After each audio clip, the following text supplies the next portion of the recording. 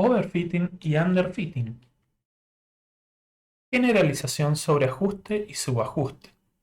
La capacidad de generalización se refiere a la capacidad de un algoritmo de ofrecer predicciones o clasificaciones precisas para nuevas instancias, no vistas previamente. Los supuestos con los que se trabajan son: los futuros datos no vistos, es decir, el conjunto de prueba, tendrán las mismas propiedades que los conjuntos de entrenamientos actuales. Por lo tanto, se espera que los modelos que son precisos con el conjunto de entrenamiento sean precisos en el conjunto de prueba. Pero esto puede no suceder si el modelo entrenado se ajusta demasiado específicamente al conjunto de entrenamiento. Overfitting. El sobreajuste overfitting es el efecto de sobreentrenar un algoritmo de aprendizaje con unos ciertos datos para los que se conoce el resultado deseado. Los modelos que son demasiado complejos para la cantidad de datos de entrenamiento disponibles se dice que sobreajustan y no es probable que generalicen con nuevos ejemplos. El sobreajuste se produce cuando nuestro modelo aprende los datos de entrenamiento perfectamente, por lo que no es capaz de generalizar, es decir, que captura patrones falsos que no volverán a suceder.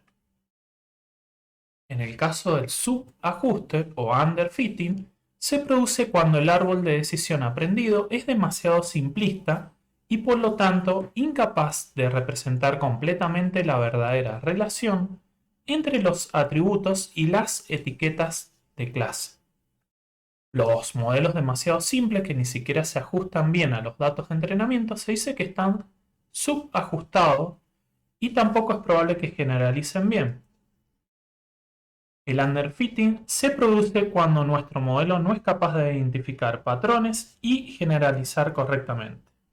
No captura patrones relevantes. El emplear la línea verde como clasificador se adapta mejor a los datos con los que hemos entrenado el clasificador, pero está demasiado adaptada a ellos, de forma que ante nuevos datos probablemente arrojará más errores que la clasificación usando la línea negra.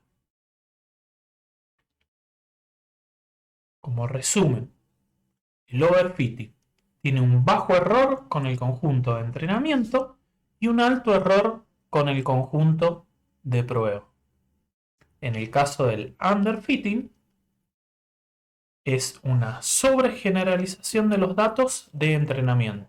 El modelo es simple, los errores de entrenamiento y prueba son altos. Y esto se puede ver en este gráfico, donde vemos que por un lado tenemos el porcentaje de error o el error de la predicción o clasificación y en el otro eje tenemos una medida de la complejidad. Quiere decir que acá podría estar el número de nodos. Entonces, a medida que el número de nodos hoja, podríamos decir en el caso de árbol de decisión, y esto va a variar según el algoritmo, la complejidad del modelo. Tiene que ver con los parámetros internos que utiliza el algoritmo. En este caso, en el árbol de decisión pueden ser los nodos hoja. Quiere decir que el eje el que se refiere a la complejidad del modelo, se refiere a que esto va a ir creciendo a medida que crecen los nodos hoja. Entonces, cuando empezamos, que tenemos pocos nodos hoja, o sea, imagínense un extremo que tenemos solamente un nodo en el árbol de decisión. Entonces, eso va a hacer que sea muy general el modelo, muy simple. Y eso lo que va a hacer es que probablemente existan muchos errores de entrenamiento y de prueba. Es toda esta parte. Se produce underfitting. Después tenemos un equilibrio, que es esta franja que está acá, que es lo que nosotros tenemos que tratar de lograr. Y después tenemos el overfitting. El overfitting, cuando tenemos muchos nodos a medida que crece la cantidad de nodos hoja, fíjense que si usamos el mismo conjunto para entrenar y probar, tiende a 0 el error.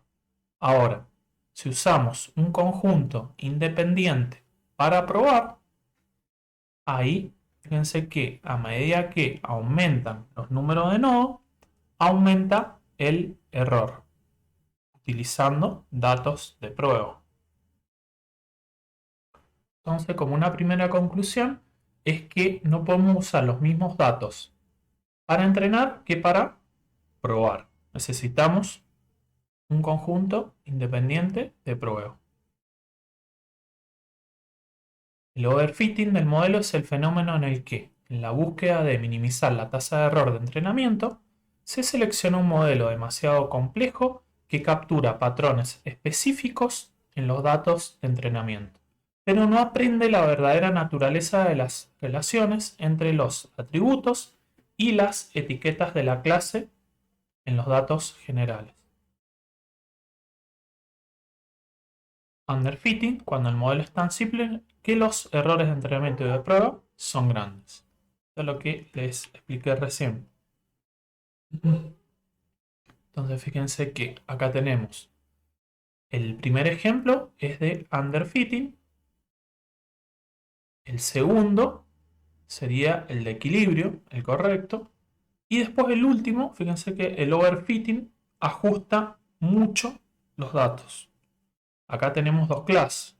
Una clase es esta X verde y la otra son los circulitos. Es decir que la X verde podría ser buen pagador y los circulitos podrían ser mal pagador.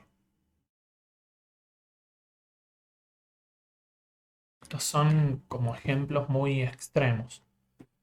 Overfitting. El modelo es demasiado específico para el conjunto de datos utilizados para aprender y clasifica mal las nuevas instancias.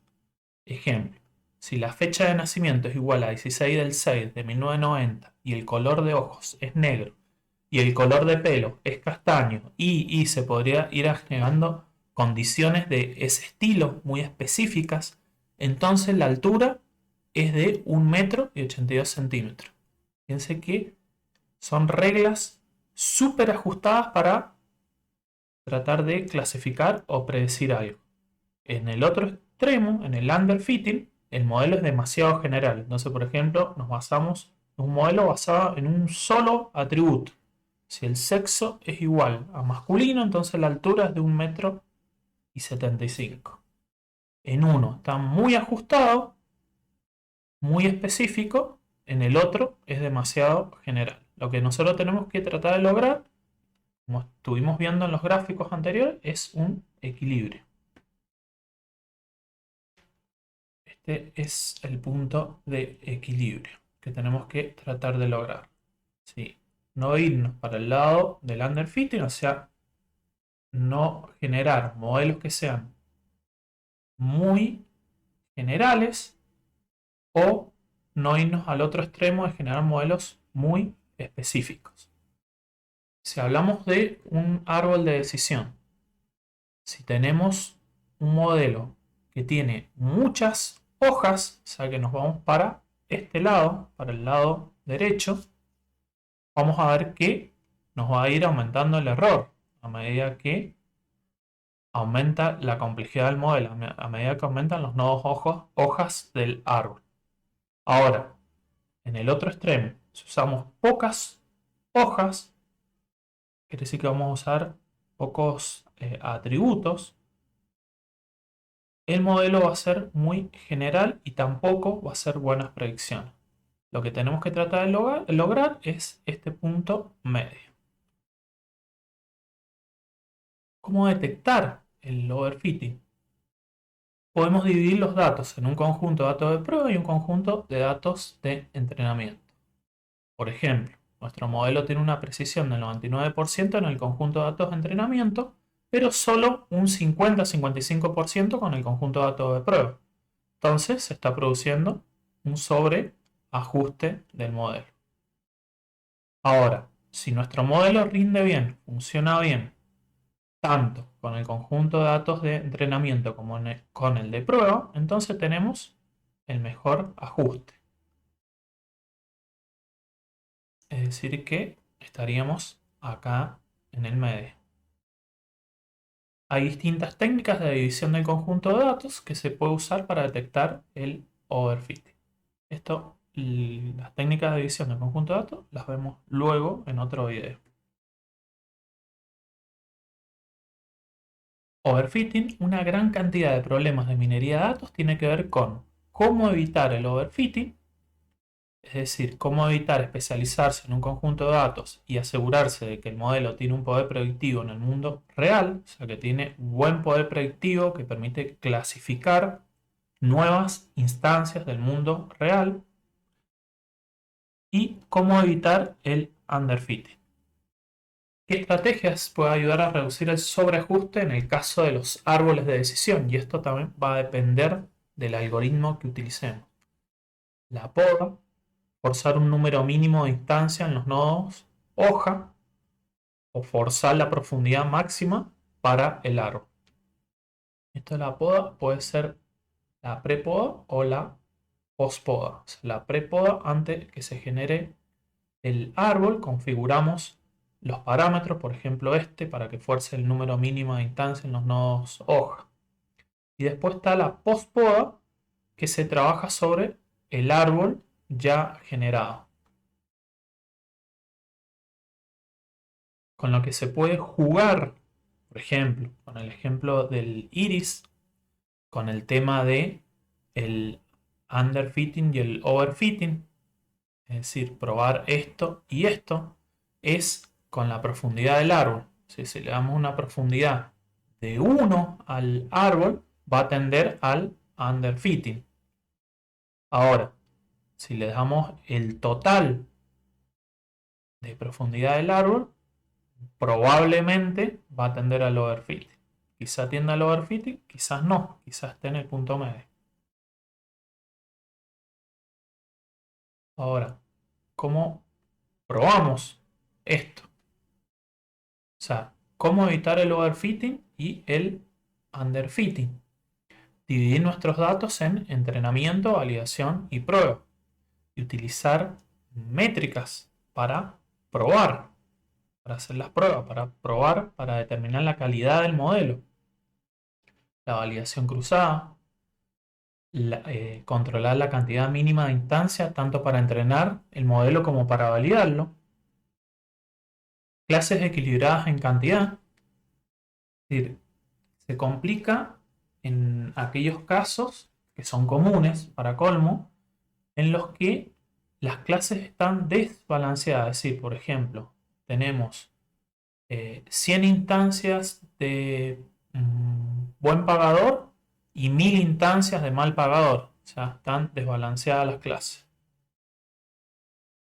El ajuste de parámetros, podemos experimentar con los parámetros, con las iteraciones, etcétera, para tratar de encontrar este punto, este rango de equilibrio. Tratar los datos correctamente, eliminando valores anómalos y variables innecesarias. El preprocesamiento es importante. Si bien vamos a ir viendo algunas cosas de preprocesamiento en esta clase 2, en la clase 3 lo vamos a ver con más profundidad. La cantidad excesiva de dimensiones, con muchas variables distintas, insuficientes muestras, a veces conviene eliminar o reducir la cantidad de características que utilizamos, o sea, la cantidad de variables que utilizamos para entrenar el modelo. Eso puede producir mejoras en el overfitting. Utilizar modelos más simples para mejorar el overfitting o modelos más complejos para mejorar el underfitting. Como les decía antes, un ejemplo, esto último es, si estamos utilizando una profundidad 1 en el árbol, tenemos un árbol muy simple, podemos subir la profundidad del árbol para aumentar la complejidad. O si tenemos la máxima profundidad, estamos utilizando, podemos recortar el árbol, es decir, bajar la profundidad para que generalice mejor y mejorar el overfitting.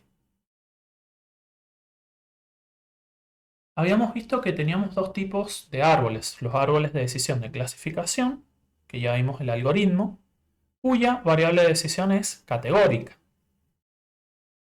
Y usamos este algoritmo. En el caso de los árboles de decisión de regresión, la variable de decisión es continua. Usamos este otro. Acá están los links de cada uno. Y para practicar con el overfitting, underfitting y además hacer un repaso de lo que hemos estado viendo, van a trabajar con esta notebook que está acá, unidad 4-clase 2, 1.2 notebooks. Y acá están los datos que van a necesitar. Acá están los datos que van a necesitar, las imágenes y las Jupyter Notebook. Las primeras 4 son para repasar y acá en la quinta trabajan con el underfitting y overfitting para afinar los conceptos. También en el 6, este tema que vamos a ver luego dentro de esta clase, que es Random Forest, para hacer una primera práctica. Y primero, antes de hacer los notebooks, les conviene leer de la página 1 hasta la 8 para afirmar los conceptos que hemos estado viendo en este video. División del conjunto de datos para hacer validación y pruebas. Tenemos varias opciones para dividir el conjunto de datos. Una es usar el conjunto de entrenamiento para evaluar el modelo. Ya vimos en el video anterior que no es la mejor opción. Es decir, en este caso usaremos para hacer la prueba el mismo conjunto que el de entrenamiento. Si bien nos va a dar un porcentaje demasiado optimista, porque va a estar sobreajustado el modelo, se puede utilizar como cota superior de aciertos del modelo. Suministrar un conjunto de prueba para evaluar el modelo. Si tenemos un archivo con datos de prueba distintos a los de entrenamiento, aquí es donde podemos seleccionar. Hold out del conjunto de datos para usar un porcentaje para entrenamiento y otro porcentaje para probar el modelo. En este caso, se dividirá el conjunto de datos en, por ejemplo, 66% para entrenamiento y 34% para hacer la prueba. Al utilizar esta opción, por defecto, se desordena aleatoriamente el conjunto inicial y después se parte 66% para entrenamiento y 34% para test. En scikit-learn utilizamos este método train-test-split, donde le pasamos los datos de las columnas de las variables en X y en Y la variable objetivo o etiqueta. En test size, si le ponemos 0,25, significa que vamos a utilizar 25% de los datos para hacer la prueba y el resto, 75%, para el entrenamiento. Random state, con random state se fija una semilla para el generador de números aleatorios, lo que permite reproducir la función.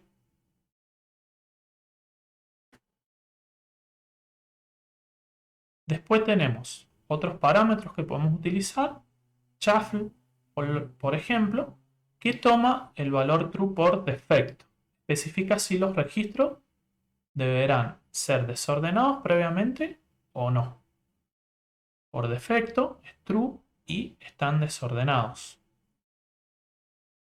Stratify nos permite generar los bloques de entrenamiento y prueba preservando en ambos el porcentaje de las muestras del dataset original, o sea, del conjunto de datos original. Pueden ver un ejemplo de esto, especialmente de este parámetro, el estratificado, en este link que les dejo acá como fuente. ¿Cuáles son los problemas del método este o la técnica esta hold out? La estimación del error tiende a ser muy variable dependiendo de cuáles datos se encuentran en la tabla de aprendizaje y cuáles en la tabla de prueba. Se tiende a sobreestimar la estimación del error, es decir, es mucho mayor el error en la tabla de pruebas que en toda la tabla de datos. Acá vemos que es muy variable el error, pues luego lo vamos a comparar con otras técnicas, como la validación cruzada. Validación cruzada dejando uno afuera.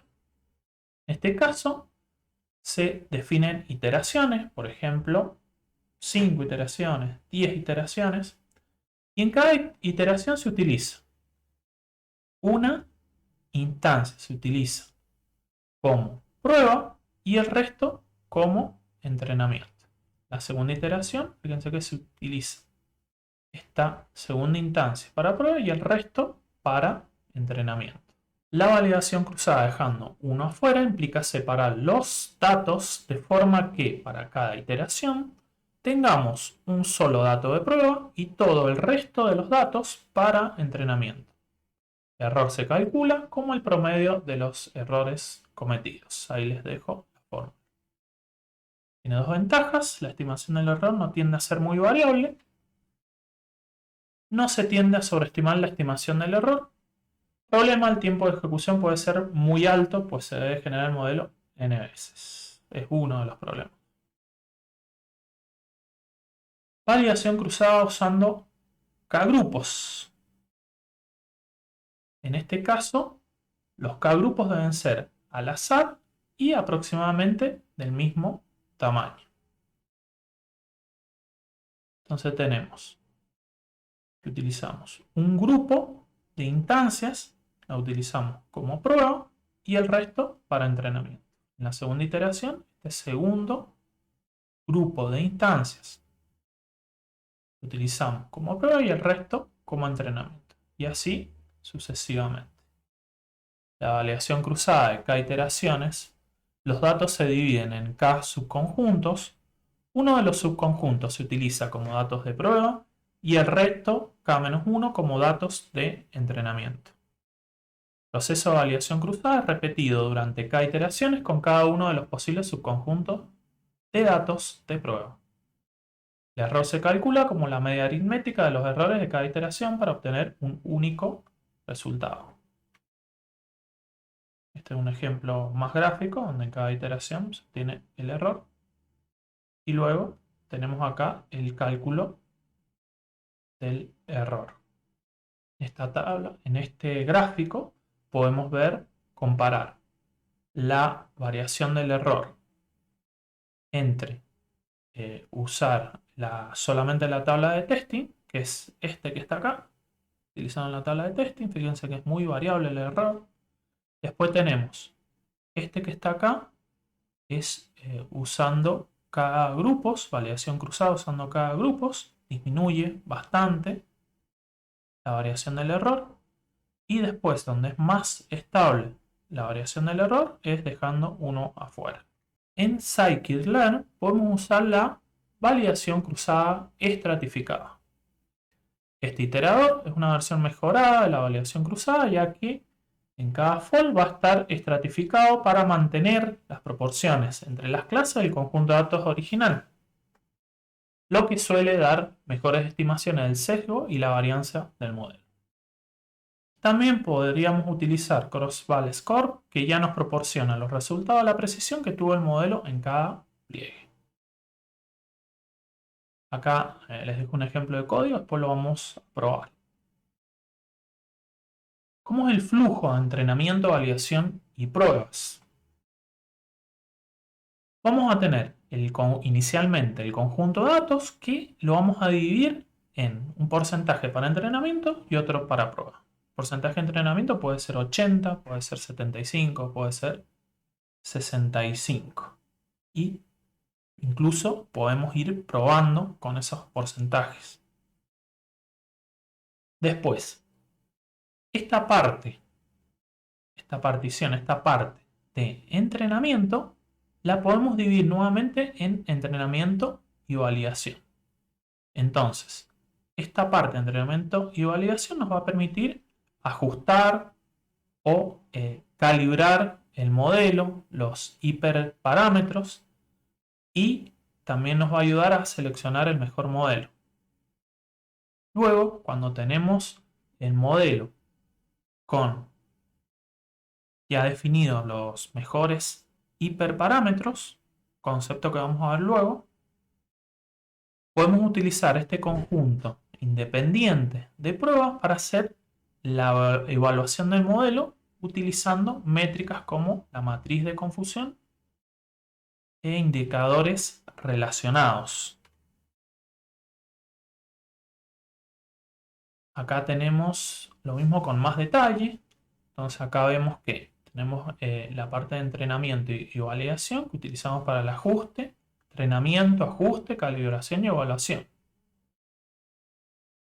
para tratar de obtener el mejor modelo.